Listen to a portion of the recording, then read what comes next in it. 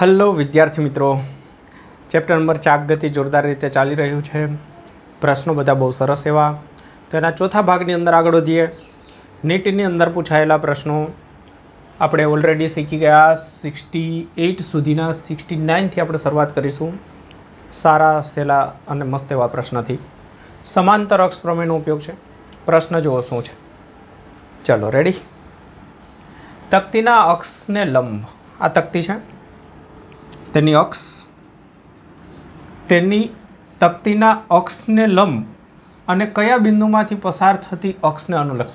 તકતીના સમતલને લંબ હોવું જોઈએ.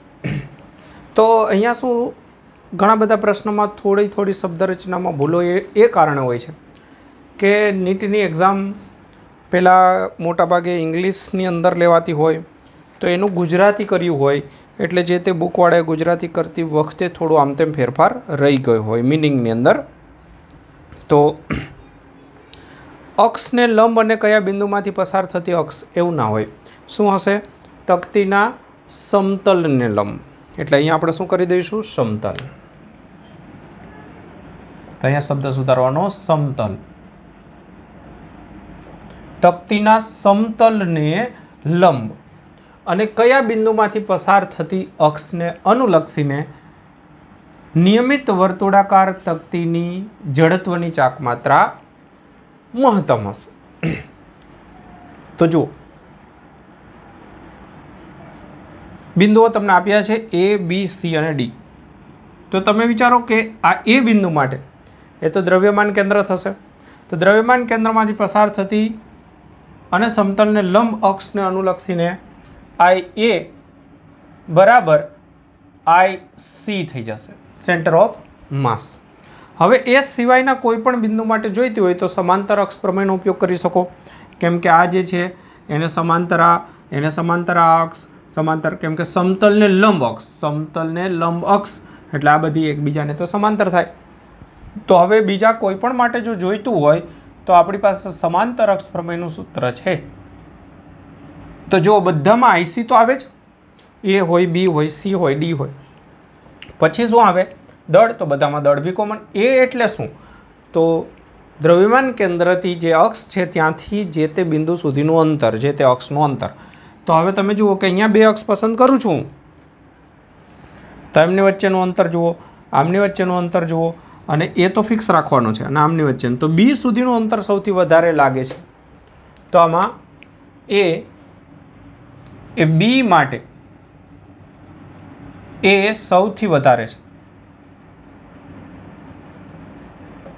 તેથી IB સૌથી વધારે થશે.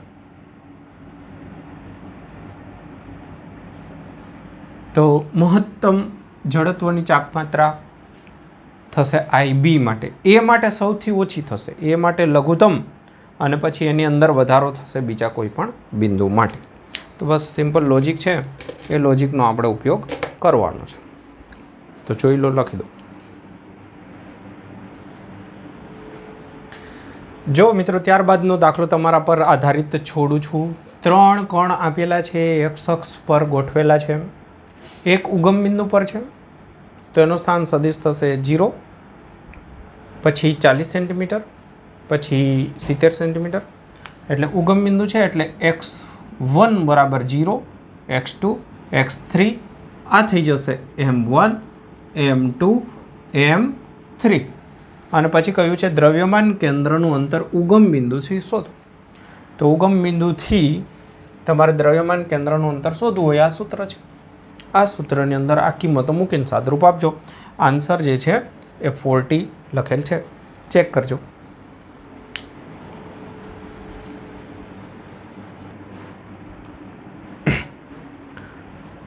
જો ત્યારબાદનો જે પ્રશ્ન છે 71 નંબરનો ક્વેશ્ચન જે છે એ 2013નો પ્રશ્ન છે, નીટની અંદર પૂછાયેલો. એક વક્ર સપાટી પર સમાન ઘનતા ધરાવતો એક નાનો પદાર્થ પ્રારંભિક ગતિ v સાથે ગબડે છે. આ શબ્દ બહુ અગત્યનો છે. તો એક વક્ર સપાટી સમજી લો આ રીતે. કોઈ બી જગ્યાએથી તમે આ પદાર્થ જે છે એ ગબડે છે એટલે સરક્યા સિવાય ગબડતા આગળ વધે છે અને આ પદાર્થ તેની પ્રારંભિક સ્થિતિની સાપેક્ષે આટલી મહત્તમ ઊંચાઈ સુધી પહોંચે છે. તો અહીંયાથી માની લો કે આટલે સુધી પહોંચે છે, તો કોઈ બી એક સ્થિતિ પરથી આગળ વધતા ફાઇનલ જે કન્ડિશન આવે એમની ઊંચાઈ તમને આપી દીધી છે અને મહત્તમ છે એટલે કે અહીંયા વેગ 0 છે. તો આ સ્થિતિમાં એમની પાસે વેગ છે અને ફરતા જાય છે એટલે કયું નહીં પણ કોણીય વેગ પણ છે, ફક્ત રેખીય વેગ છે એવું નથી, ગબડે છે, સરકતો નથી. તો એ વર્તુળાકાર બી ફરે છે અને સાથે રેખીય ગતિ તો હોય જ, બંને છે અત્યારે. અને અહીંયા પહોંચે ત્યારે ફક્ત સ્થિતિ ઉર્જા થઈ જાય. તો પદાર્થ કયો છે એવું કહેવાનું છે તો બહુ સહેલું છે. પહેલા અહીંયા એમની પાસે રેખીય ગતિ ઉર્જા હશે, ચાક ગતિ ઉર્જા હશે, એટલે ગતિ ઉર્જા હશે એ પાસે, અને બી પાસે પહોંચશે ત્યારે એનું સ્થિતિ ઉર્જામાં રૂપાંતર થઈ જશે બી પાસે. યાંત્રિક ઉર્જા સંરક્ષણનો નિયમ જ સિમ્પલ લગાડી દીધું. બસ હવે આની અંદર ગતિ ઉર્જાની અંદર બે પ્રકારની ગતિ ઉર્જા લેવાની, આટલું ખાલી ધ્યાન રાખવાનું, 1/2 mv² અને 1/2 I ω². અને સ્થિતિ ઉર્જા તો m, g અને h. h બરાબર લેવાનું, આપણને જે કિંમત આપી છે તે આટલી મહત્તમ ઊંચાઈ. હવે જુઓ કે આપણે પદાર્થને પકડી પાડવા માટે કયો પદાર્થ છે એના માટે જડત્વની ચાકમાત્રા નક્કી કરીશું અને જડત્વની ચાકમાત્રા આની સાથે મેળ આવશે એ કહીશું કે પદાર્થ એ હશે. તો આ શોધવું એ આપણો ટાર્ગેટ છે. એમના માટે જુઓ શું કરી શકાશે આ શોધવા માટે વિચારીએ. તો ઓમેગાને આપણે વીમાં કન્વર્ટ કરીશું, mgh એની અંદર h પણ વીના સ્વરૂપે છે. તો આગળ વધીએ તો જુઓ 1/2 mv² પ્લસ 1/2 I ω² ની જગ્યાએ v²/r² લખી દઈએ. સાથે h ની જગ્યાએ 3v²/4g આપણને આપ્યું છે એ લખી દઈએ. તો હવે તમે જુઓ કે આપણો ટાર્ગેટ તો છે I ને સૂત્રનો કરતા બનાવવાનું. તો સાદુરૂપની અંદર આપી શકાય એ રીતે આપી દઈએ. તો v² બધેથી જુઓ કેન્સલ દેખાય છે, v² કેન્સલ થઈ જશે, 1/2 કેન્સલ કરવું હોય તો થઈ શકે છે. અહીંયાથી એક 1/2 નીકળશે એટલે અહીંયા 2 રહેશે. રેડી? આ g પણ અહીંયા કેન્સલ દેખાય છે. તો હવે I/r² બરાબર શું દેખાય છે? I/r² is equal to 3m/2g minus m. અહીંયા m રહ્યું એ m ને મેં આ બાજુ લાવી દીધો. તો ચલો હવે આગળ સાદુરૂપની અંદર જઈએ તો I બરાબર થઈ જશે 3m/r², ને ગુણાકાર કરું upon 2g minus mr². Okay, તો અહીંયા g જે છે એનું કંઈક આપણે વિચારવું પડે. g તો કેન્સલ થઈ ગઈ, યસ. હા, g ના આવે કેમ કે g તો સાદુરૂપ નહીં આપવા દે આપણને. તો અહીંયા શું રહ્યું હતું? 3m/2 જ રહ્યું હતું, યસ. ચાલો, તો હવે સાદુરૂપ બનશે કંઈક 3/2 mr² એટલે .mr² માંથી એક mr² જાય તો 1/2 mr² રહેશે. તો 1/2 mr² એ કોની જડત્વની ચાકમાત્રા છે? mr²/2. તો એ રિંગની નથી, રિંગની mr² હોય, તકતીની છે. પોલો ગોળો નથી, નક્કર ગોળો નથી, નળાકાર હોત તો હજુ આવત. તો તકતી માટેનો આન્સર થઈ જશે સેટ. તો આ રીતે બસ તમારે I શોધી કાઢવાનો છે અને એ I જેને મળતો હોય એ આપણો થઈ જશે પદાર્થ. તો અહીંયા આન્સર થશે બી, રિંગ બનશે નહીં. રેડી? લખી લો. જો બાળકો ત્યારબાદનો પ્રશ્ન છે એની અંદર પણ થોડી ભૂલ છે અને ઓલરેડી આ પ્રશ્ન આવી ગયેલો છે. જે આવ્યો તો એમાં પણ થોડી ભૂલ હતી, મેં સુધારા કરી દીધા હતા. અહીંયા રકમ વાંચું છું. m દળ અને l લંબાઈ ધરાવતા એક સળિયા PQ છેડો P છેડો લટકતો છે. આ P છેડો લટકતો નથી, ખરેખર આ P બાંધેલો છે, એ લટકતો બતાવ્યો છે. આકૃતિમાં દર્શાવ્યા પ્રમાણે દળ રહિત દોરી વડે બિંદુ Q સાથે બાંધીને આ સળિયાને સમક્ષિતિજ રાખવામાં આવે છે। હવે આ લટકતો હોય તો સમક્ષિતિજ ક્યાંથી રહે? અહીંયા ક્યુ છેડો બાંધી દીધો, આ બી બાંધી રાખ્યો છે, તો હવે સમક્ષિતિજ રહેશે। જ્યારે દોરીને કાપી નાખવામાં આવે ત્યારે આ સળિયાનો પ્રારંભિક કોણીય પ્રવેગ કેટલો હશે? તો દોરીને કાપી નાખીએ ત્યારે આ બાંધેલો હોય તો અહીંયાથી આમ ફરે, સમજી શકાય એવું છે, અહીંયા ફરી શકે તેવો આધાર છે। તો જ્યારે અહીંયાથી દોરી કાપીએ એટલે સમક્ષિત રાખીને ટૂંકમાં મુક્ત કરવાનું, જે ઓલરેડી દાખલો આવી જ ગયો છે। તો પ્રારંભિક કોણીય પ્રવેગ કેટલો હશે? તો એમના માટે આપણે શું કરવાનું છે? કોણીય પ્રવેગ જોઈએ છે તો ટોર્ક કેટલું ઉત્પન્ન થશે? તો ટોર્ક બરાબર સૂત્ર I ઇન્ટુ આલ્ફા। તો બસ આ સૂત્રનો ઉપયોગ કરવાનો છે, ટોર્ક બરાબર I આલ્ફા। એમાં ટોર્ક કઈ રીતે શોધીશું? તો R ક્રોસ F। હવે આને જ્યારે અહીંયાથી કાપી નાખીશું ત્યારે કયા બળના કારણે ગતિ કરશે? વજન બળ। વજન બળ ક્યાં બિંદુ આગળ ગણાય? કેન્દ્ર પર। અને કેટલું ગણાય? તો નીચે તરફ mg, m એટલે દળ। હવે આ કેટલા અંતરે? આ આધારથી અંતર ગણો તો L/2 થશે। તો ટોર્ક માટે બળ ગુણાકારમાં લંબ અંતર, તો ટોર્ક માટે બળ જે છે એ રાખીશું mg અને લંબ અંતર L/2 બરાબર I એટલે જડત્વની ચાક માત્રા। હવે કયા બિંદુને અનુલક્ષીને ફરે છે? છેડાને અનુલક્ષી। તો છેડા માટેનું સૂત્ર છે ml²/3। તો અહીંયા લખવાનું ml²/3। બસ મળી ગયો, આલ્ફા પૂરું થઈ ગયું। તો અહીંયા m અને એક m કેન્સલ થઈ જશે, એક l કેન્સલ થઈ જશે। તો તમે જોઈ શકો છો કે આલ્ફા ઇઝ ઇક્વલ ટુ થશે 3/2 g/l। આ એમનો આન્સર થશે, ઓલરેડી અગાઉ પણ આવી ગયેલું છે। તો અહીંયા સામાન્ય આ સુધારો કરી અને ગણતરી કરવાની થશે। ઓકે, ચાલો તો લખી દેજો।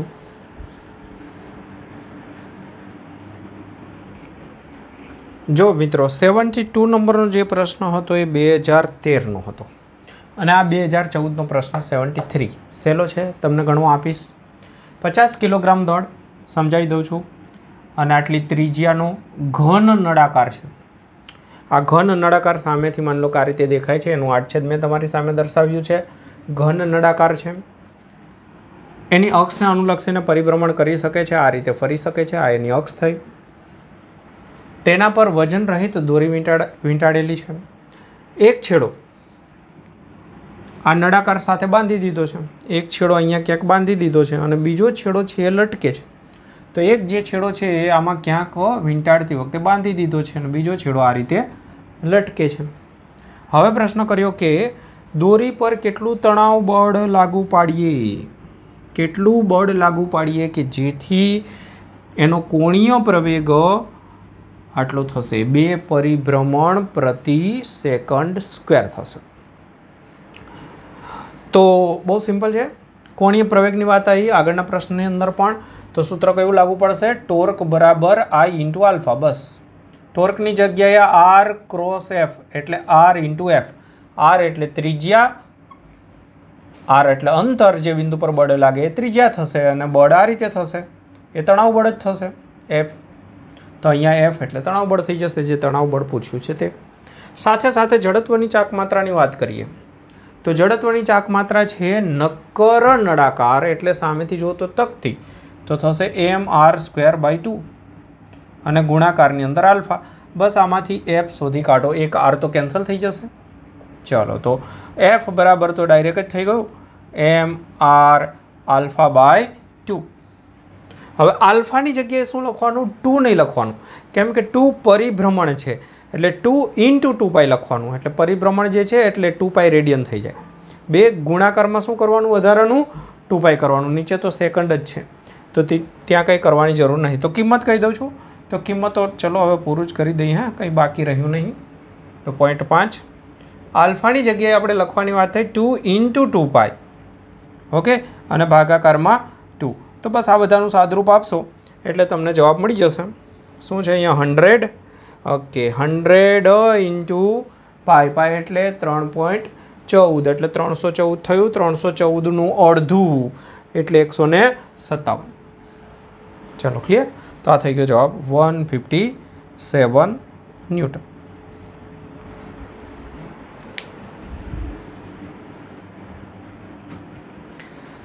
જો મિત્રો, ત્યારબાદનો પ્રશ્ન સહેલો અને બહુ સારો પ્રશ્ન છે.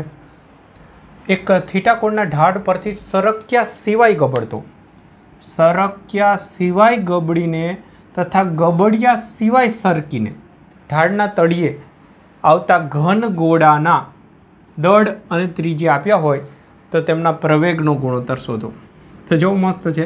પહેલી વખત છે સરક્યા સિવાય ગબડતો પદાર્થ, તો એના પ્રવેગનું સૂત્ર આવડવું જોઈએ. સરક્યા સિવાય ગબડતો પદાર્થ એનું સૂત્ર છે g sin θ upon 1 + k²/r². અને સરક્યા ગબડિયા સિવાય ફક્ત સરકતો હોય, સ્લીપ થતો હોય, આ રીતે પદાર્થ આવતો હોય ફર્યા વગર, તો તમને ખબર છે કે આ બાજુ હોય mg sin θ, એમાંથી એમ નીકાળ દો એટલે g sin θ પ્રવેગ છે. ચલો, તો બંનેનું ગુણોત્તર શોધવાનું કહ્યું છે. આ ફરતો આવતો હોય તો, અને આ ફક્ત રેખી ગતિ કરતો હોય તો બંનેનો ગુણોત્તર લઈએ એટલે આટલું તો કેન્સલ થઈ જવાનું, તો રહેશે 1 + k²/r². અને નક્કર ઘોડા માટે I બરાબર સૂત્ર છે mk² = 2/5mr². એમ અને એમ કેન્સલ કરી દઈએ તો k² બરાબર થઈ જશે 2/5r². તો k² ની જગ્યાએ લખી દીધું 2/5r², ભાગાકારનો r² કેન્સલ, સાદું. રેડી?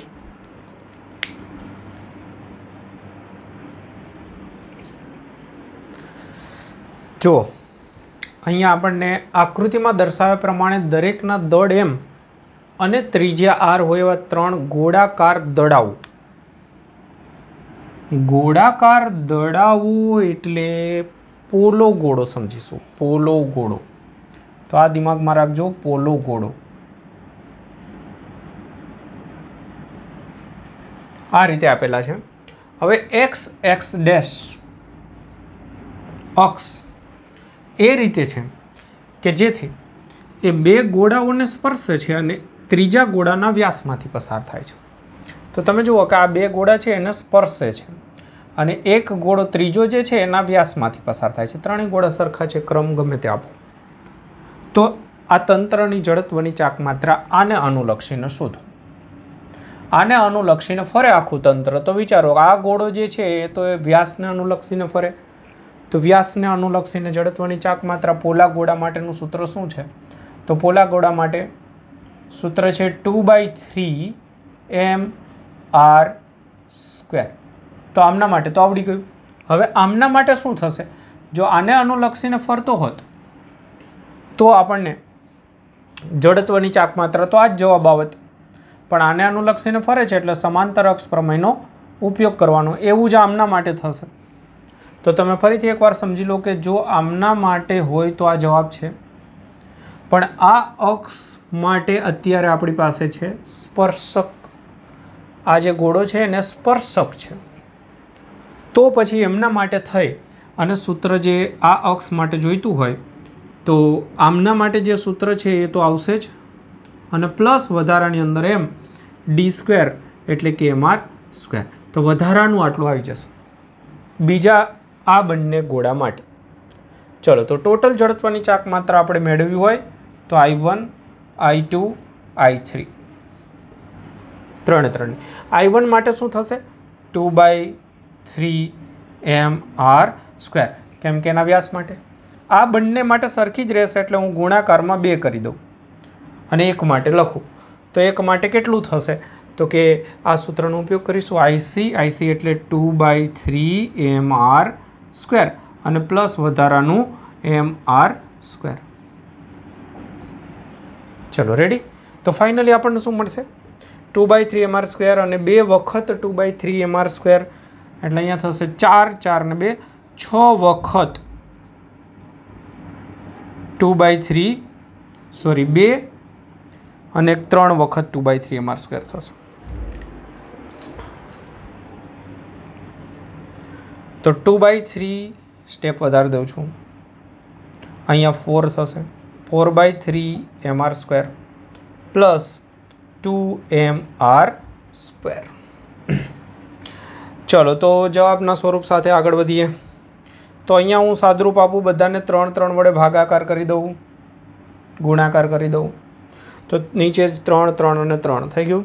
તો ઉપર સરવાળો કરી દઈએ તો કેટલું થશે? 2 4 અને 3 2 6 એટલે અહીંયા થશે 2 ને 4 6, 6 ને 6 12, 12 ના છેદમાં 3. 12/3 સ્મોલ કરી દેજો. તો 12/3 એટલે કે 4 વખત mr². આ એમનો ફાઇનલી આન્સર થશે ડી. તો બસ મેથડ ખબર પડવી જોઈએ. લખી દઉં મસ્ત એવું છે.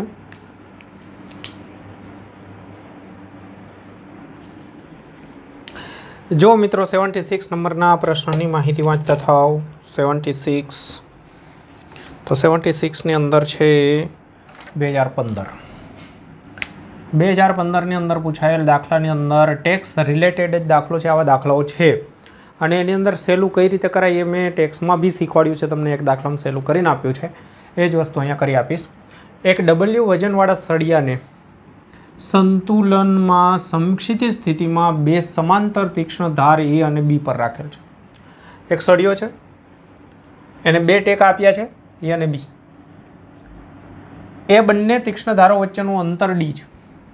તો જો આ A રાખી દીધું મેં, A અને B,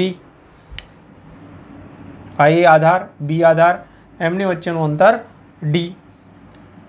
હવે એવું કહ્યું કે A થી સળિયાનું દ્રવ્યમાન કેન્દ્ર x જેટલા અંતરે છે. A થી દ્રવ્યમાન કેન્દ્ર જે છે એ x જેટલા અંતરે છે. તો ત્યાં આગળ વજન બળ હોય એ તમે જાણો છો. તો આ W વજન બળનું સ્થાન આપી દીધું. હવે એવો પ્રશ્ન કર્યો છે કે A પર લંબ પ્રત્યાઘાત બળ કેટલું? છરી રાખી છે તો તમને પરિસ્થિતિ યાદ હોય કે આમના વજનના કારણે આમના પર ઉપર તરફ બળ લાગે. માની લો કે આને N1 કહી દઈએ, આને N2 કહી દઈએ. સરળતા ખાતર આપણે એવું નથી કરવાનું N1 + N2 = W. એક સૂત્ર પછી બીજું સૂત્ર અહીંયાથી ગણતરી કરશો તો એવું થશે.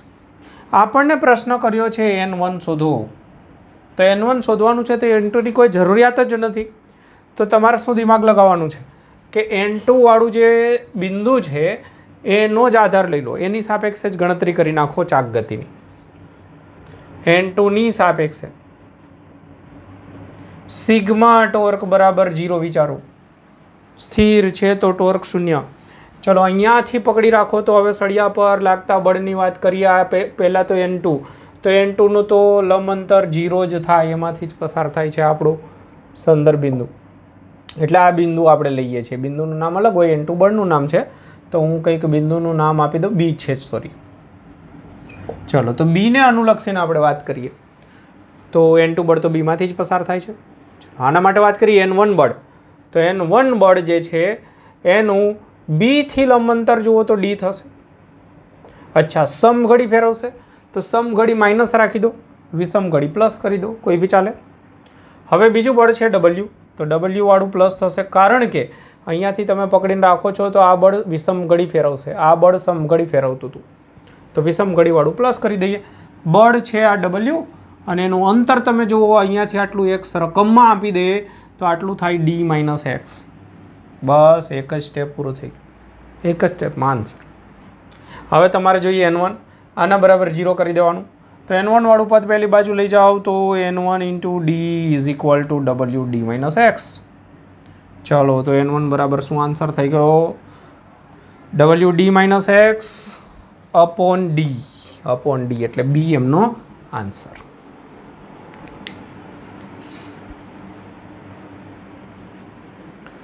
જો ત્યારબાદ 2015માં પૂછાયેલો પ્રશ્ન 77 નંબરનો છે.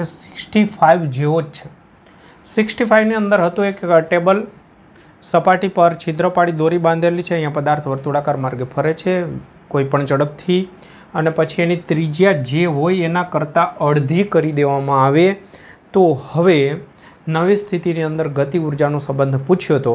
તો એ દાખલો જરા જોઈ લેજો. તો એની અંદર હતું કે નવી ગતિ ઉર્જા અંતિમ ગતિ ઉર્જા જે છે એ શરૂઆતની ગતિ ઉર્જા કરતાં 4 ગણી થતી. બસ આ એમનો આન્સર હતો. એમના ઓપ્શન એ રીતે હતા. અહીંયા ગતિ ઉર્જા પૂછી છે તો અંતિમ ગતિ ઉર્જા પૂછી છે તો તમારે આ રીતે કરવાનું. પ્રારંભિક ગતિ ઉર્જા કેટલી થાય? તો 1/2 mv02. અહીંયા વેગ આપી દીધો છે. ઓકે, તો બસ પૂરું થઈ ગયું. આ આપણે સૂત્રનો ઉપયોગ કરીએ તો 2mv02 એમનો આન્સર થશે. એટલે એ એમનો આન્સર થશે. તો એમના માટે તમે 65 પહેલાં જોઈ લેજો.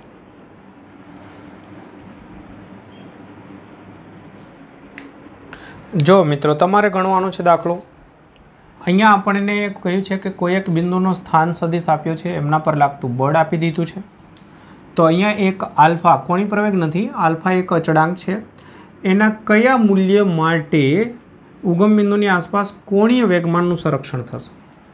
તો અહીંયા હિન્ટ આપું છું, પછી તમે ગણજો. કોણીય વેગમાનનું સંરક્ષણ ત્યારે થાય કે જ્યારે બાહ્ય ટોર્ક શૂન્ય હોય. તો ટોર્ક શૂન્ય કરવાનું છે, તો ટોર્ક બરાબર સૂત્ર લેવાનું R ક્રોસ F અને એમના બરાબર 0 કરી અને પછી એમાંથી આલ્ફા શોધી કાઢજો. ચલો, તો આ ટ્રાય કરો તમે.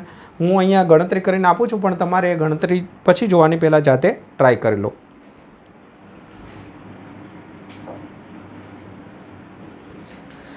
ઓકે, તો બાળકો તમે ટ્રાય કરી હશે પણ જવાબ નહીં આવ્યો હોય. એક સુધારો કરવાનો છે. અહીંયા તમે પ્લસની જગ્યાએ માઇનસ કરી દો. પ્લસની જગ્યાએ માઇનસ કરીને ટ્રાય કરો. ઓકે, અને ત્યારબાદ ચેક કરો.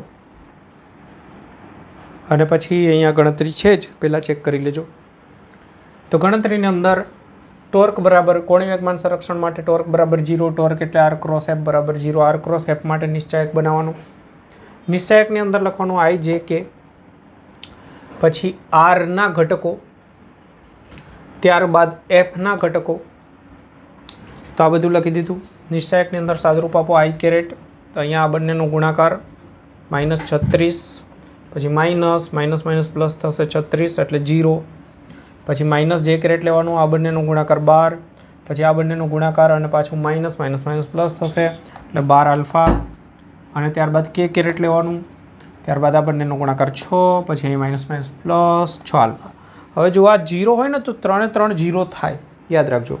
તો અહીંયા 0 નહોતું થતું એટલે ત્યાં ભૂલ હશે. તો અહીંયા 0 જે થવું જોઈએ, જો અહીંયા 0 થાય નહીં તો કોઈ દિવસ સદિશ 0 ના થાય. સદિશ ક્યારે 0 હોય? બધા જ ઘટકો શૂન્ય હોય તો આ શૂન્ય દેખાય જ છે, 36. આ પણ શૂન્ય હોય અને આ પણ શૂન્ય હોય. હવે કોઈ બી રિઝલ્ટ આમાંથી મળી જાય, આમાંથી મળી જાય. જો આમના બરાબર 0 કરશો તો તમને મળશે 12 + 12 આલ્ફા બરાબર 0. તો આમના પરથી જોઈ શકો છો કે 12 આલ્ફા બરાબર -12, તો આલ્ફા બરાબર -1.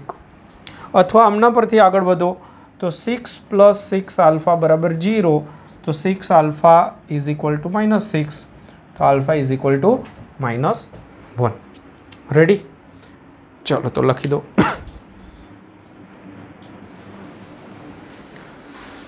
તો જો મિત્રો, તમારે જાતે ગણવાનો છે પ્રશ્ન. 54 km/h ની ઝડપથી રસ્તા પર એક ઓટોમોબાઈલ્સ ગતિ કરે છે, એક વેહિકલ ગતિ કરે છે. તેના પૈડાની ત્રિજ્યા આપી છે, તેની અક્ષને અનુલક્ષીને જડત્વની ચાકમાત્રા આપી દીધી છે. તો પૈડું 15 સેકન્ડમાં ઊભું રાખવું હોય તો કેટલું ટોર્ક લગાડવું પડશે?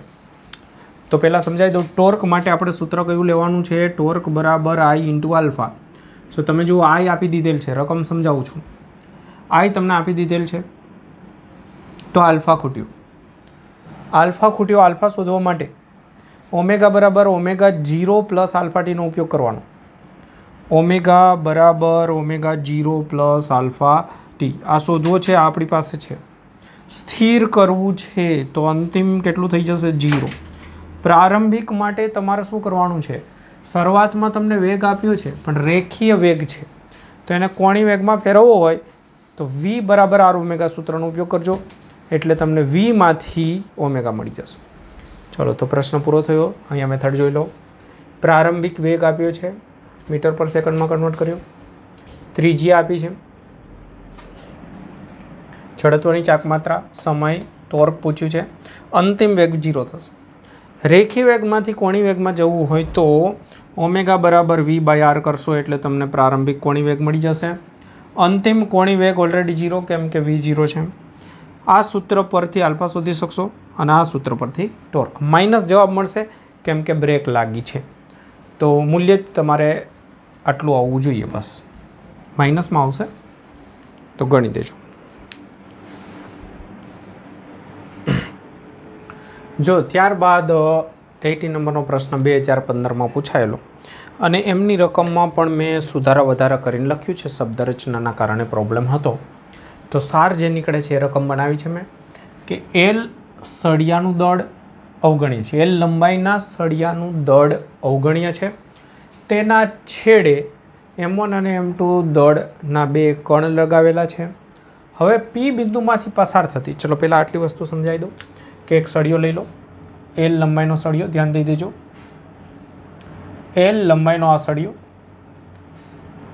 એના બે છેડે દળ લગાવ્યા છે M1 અને M2. M1 અહીંયા છે, M2 બે કણ લગાડી દીધા. હવે P બિંદુમાંથી પસાર થતી અને સળિયાને લંબ, માની લો કે કોઈ એક જગ્યાએ આપણે અહીંયા P બિંદુ પસંદ કરીએ છીએ અને સળિયાને લંબ એવી અક્ષને અનુલક્ષીને ઓમેગા જેટલી ઝડપથી ફેરવવાનું છે. ઓમેગા જેટલી લઘુત્તમ ઝડપથી ફેરવાનું એવું નથી કહ્યું, એવું લખ્યું છે પણ એ ખોટું છે. તો ઓમેગા જેટલી ઝડપથી ફેરવવા માટે લઘુત્તમ કાર્ય કરવું પડતું હોય, આ શબ્દ છે. કાર્ય લઘુત્તમ કરવા માટે થઈને Pનું સ્થાન M1 થી કેટલું રાખવું જોઈએ? તો ધારી લઈએ કે Pનું M1 થી સ્થાન x છે, તો M2 થી સ્થાન થશે L - x. તો આ પણ સ્પષ્ટતા નથી કરી બરાબર. તો હવે આપણે શું વિચારવાનું છે સમજો. કાર્ય લઘુત્તમ, કાર્ય એટલે ગતિ ઉર્જામાં ફેરફાર. તો પહેલા આપણે કાર્ય એટલે ગતિ ઉર્જામાં ફેરફાર એટલે અંતિમ ગતિ ઉર્જા અને પ્રારંભિક ગતિ ઉર્જાનો તફાવત ધ્યાન દેજો. તેથી કાર્ય બરાબર ગતિ ઉર્જા અંતિમ કેટલી હશે? તો ચાક ગતિ કરે છે એટલે સૂત્ર 1/2 I omega square, I omega square. અને ઓમેગા જે છે એ આપણને ઓમેગા 0 કહ્યું છે. આ અંતે જ છે, પ્રારંભમાં તો સ્થિર છે. તો પ્રારંભમાં કોઈ ગતિ ઉર્જા નથી, આપણે કાર્ય કરીને ગતિ લાવવાની છે. તો અહીંયા કાર્ય બરાબર થશે 1/2 I એટલે જડત્વની ચાક માત્રા. તો કણ છે, બે કણ, સળિયો તો છે ને, યાદ રાખજો એનું દળ જ નથી ધ્યાનમાં લેવાનું, એટલે સળિયા માટે કશું લખવાનું નથી. બે કણ માટે જડત્વની ચાક માત્રા લખવી હોય તો બંનેનો સરવાળો કરો. M1 માટે લખો M1 અને ભ્રમણાક્ષથી લંબ અંતર x, પછી બીજા માટે લખો M2 અને ભ્રમણાક્ષથી લંબ અંતર L - x અને ગુણાકારમાં ઓમેગા સ્ક્વેર. તો આ થઈ ગયું કાર્ય. હવે કાર્ય લઘુત્તમ હોય તો એમનું પહેલું વિકલન 0 થાય. બસ આ યાદ રાખો, કાર્ય લઘુત્તમ હોય તો એમનું પહેલું વિકલન 0 થાય. એટલે આપણે શું કરવાનું છે કે અહીંયા d ઓમેગા બાય, હવે વિકલન કોની સાપેક્ષે કરવું? સમયની સાપેક્ષે ના, આમાં ભ્રમણાક્ષ તમારે ચેન્જ કરવાની છે, તો એવું સ્થાન પસંદ કરવાનું છે, એટલે સ્થાનની સાપેક્ષે. સમયથી કોઈ મતલબ નથી. તો 1/2, અચ્છા d/dx, તો અહીંયા પણ આપણે d/dx લખવું પડશે. એમાં 1/2 અને ઓમેગા સ્ક્વેર અચળ કરી દઉં તો એ બહાર નીકાળી દઈએ. 1/2 અને ઓમેગા સ્ક્વેર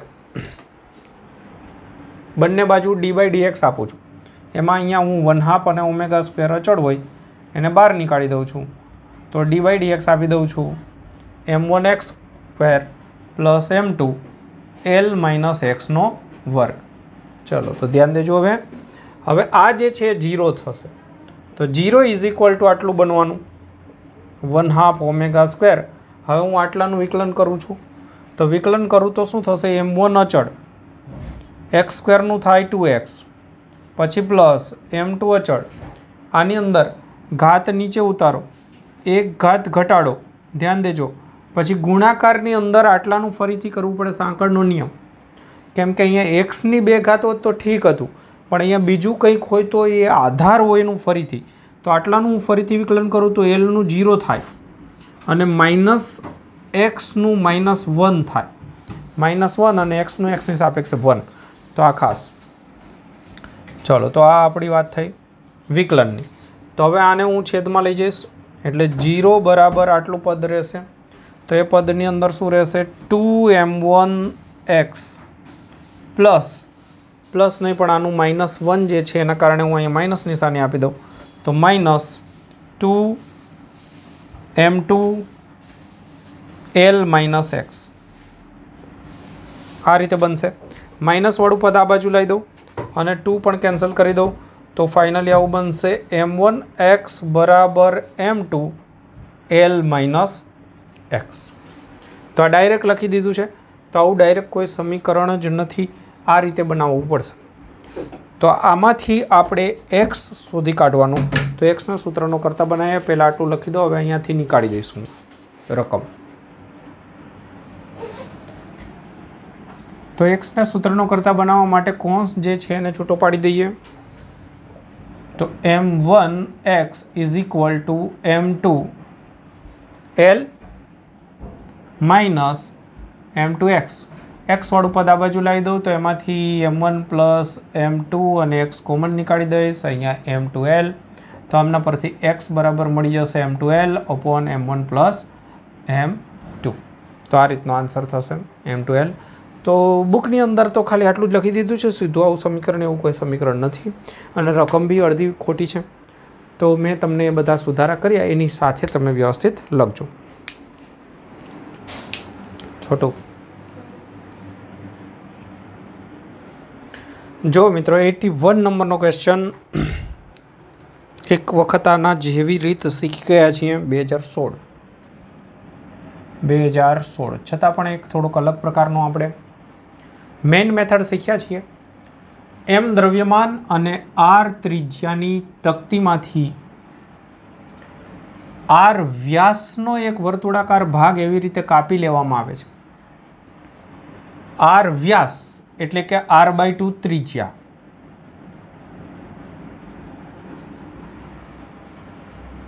કે જેથી તેનો પરિઘ તકતીના દ્રવ્યમાન કેન્દ્રમાંથી પસાર થતો હોય. તો આવો એક દાખલો શીખ્યા છે. એમાં નવું દ્રવ્યમાન કેન્દ્ર શોધવાનું હતું, પણ અહીંયા નવું દ્રવ્યમાન કેન્દ્ર નથી. બાકીના ભાગની તકતીના ભૌમિતિક અક્ષને અનુલક્ષીને જડત્વની ચાક માત્રા પૂછી છે આપણને. પહેલામાં આપણે દ્રવ્યમાન કેન્દ્ર હતું, અહીંયા જડત્વની ચાક માત્રા. તો મેથડ એવી શીખ્યા હતા કે કોઈ બી તકતી હતી તો એમાંથી કોઈક ભાગ કાપી લે તો બાકીના ભાગની જડત્વની ચાક માત્રા કેટલી થાય? આખી તકતીમાંથી જે ભાગ નીકાળી દીધો હોય એની જડત્વની ચાક માત્રા બી નીકાળી દેવાની. આવી એક મેથડ શીખ્યા હતા. પણ અહીંયા થોડું અઘરું છે. જો શું છે પરિસ્થિતિ સમજાવું. આટલી રકમ છે. ઓકે, હવે આપણે અહીંયા એક આકૃતિની અંદર આર ત્રિજ્યાની તકતી વિચારીએ. આ આર ત્રિજ્યાની તકતી. હવે એમાંથી આપણે r/2 ત્રિજ્યાની તકતી નીકાળવાની છે કે જેથી એનો પરિઘ, એટલે અહીંયા આપણે આ રીતે વિચારેલું હતું આ ટેક્સના દાખલાની અંદર. તો આટલો ભાગ નીકાળી દો તો બાકી રહેલ ભાગની જડત્વની ચાક માત્રા જોઈએ. તો પહેલાં તમારે શું કરવાની? આની જડત્વની ચાક માત્રાને કહી દેવાનું I1, આને કહી દો માની લો કે I2. તો બાકી રહેલો ભાગ આની એટલે આખાની I1 એમાંથી આટલી બાદ કરી દો એટલે બાકી રહેલ ભાગ જે છે એની જડત્વની ચાક માત્રા તમને મળી જાય, જેને આપણે કંઈક I' કહી દઈએ. તો I' બરાબર I1 માઇનસ I2. I1 એટલે મેં આખું કહ્યું આર ત્રિજ્યાની રીત. I2 એટલે r/2 ત્રિજ્યાની તકતી કહી. દેખાય છે? ઓકે. તો હવે જુઓ, આમના માટે તો તમને આવડે છે. તકતી છે, ભ્રમણાક્ષને અનુલક્ષીને જડત્વની ચાક માત્રા mr²/2. તો I0 I' બરાબર I1 માઇનસ I2. એમાં I1 ઓલરેડી તમને આવડે છે. I1 એટલે આર ત્રિજ્યાની તકતી માટે તો સૂત્ર થાય mr²/2. સૂત્ર છે mr²/2. હવે આટલાનું કેટલું થાય એ આપણે વિચારવાનું છે. તો તમે લખીને કહેશો કે સાહેબ mr/2² નહીં, આનું દળ બદલાઈ જશે. આટલાનું દળ કેટલું હોય એ ટેક્સમાં શીખ્યા છીએ, તો એનો હું ડાયરેક્ટ ઉપયોગ કરું છું. હવે આખાનું દળ જો એમ હોય તો આટલાનું દળ તમારે યાદ રાખવું કે m/4 હોય. તો દળ મળી ગયું. હવે આ અક્ષને અનુલક્ષીને જો વાત કરી હોત તો સીધું આ સૂત્ર વાપરત, પણ આપણે આ અક્ષને અનુલક્ષીને તો આ અક્ષ બે સમાંતર થશે. તો હવે તમે જુઓ કે આ અક્ષને અનુલક્ષીને વિચારીએ તો આ જે તકતી છે એના સ્પર્શકમાંથી પસાર થઈ. આપણને દ્રવ્યમાન કેન્દ્રમાંથી પસાર થયેલી અક્ષ માટે આ સૂત્ર ચાલે, પણ આ તો સ્પર્શકમાંથી પસાર થઈ. તો સ્પર્શકમાંથી પસાર થાય તો આમના માટે જડત્વની ચાક માત્રા કેટલી થાય તો એ અલગથી આપણે વિચારી લઈએ. ચલો, તો I2 માટે હું વિચારું છું. I2 બરાબર આમના માટે જડત્વની ચાક માત્રા, પણ એમાં સમાંતર અક્ષ પ્રમેયનો ઉપયોગ કરવો પડશે. IC પ્લસ MA² સૂત્ર. IC એટલે એના દ્રવ્યમાન કેન્દ્રમાંથી પસાર થતી અક્ષ. તો એમના માટે તમે લખી શકો આ સૂત્ર m ડેશ, ચલો આવું કરી દઉં, r dash square by 2 plus m dash એ એટલે બે અક્ષ વચ્ચેનું અંતર અને એ થશે એની ત્રિજ્યા.